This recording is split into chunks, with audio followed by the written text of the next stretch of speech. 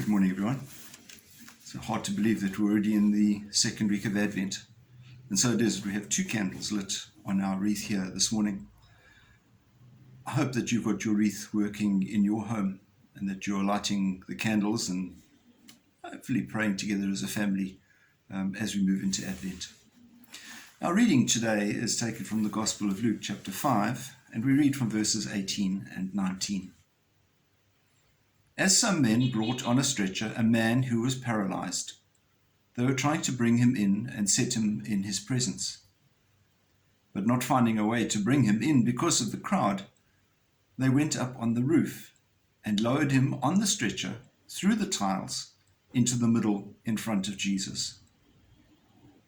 Whenever I hear this story, I wonder about the homeowner, how he felt about a hole being bashed through his roof, even for a good cause. Maybe he was one of those who was lowering the stretcher down. But it's an interesting story because it has 2 elements. One of them, obviously, is the healing of the paralyzed man and the faith of the friends who wanted to bring him to Jesus to have him healed.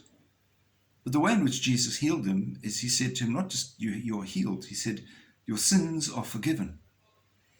Now remember, this brings us into the second element, and that is that the majority of the people who were in the house were probably Pharisees and the teachers of the law, because they were also following Jesus around and seeing what was going on.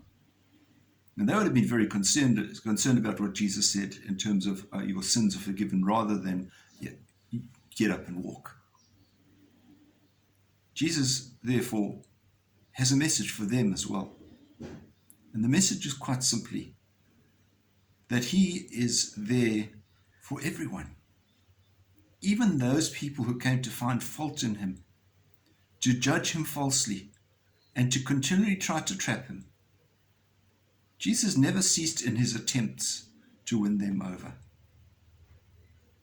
If you think about the mercy of the Lord and how it applies in our own lives, perhaps there are people who we could also help to influence, people who are in our lives who are most difficult to love.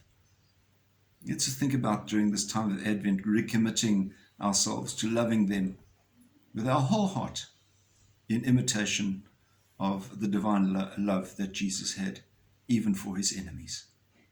May God bless you today. Have a wonderful day, and we'll see you again. Bye-bye.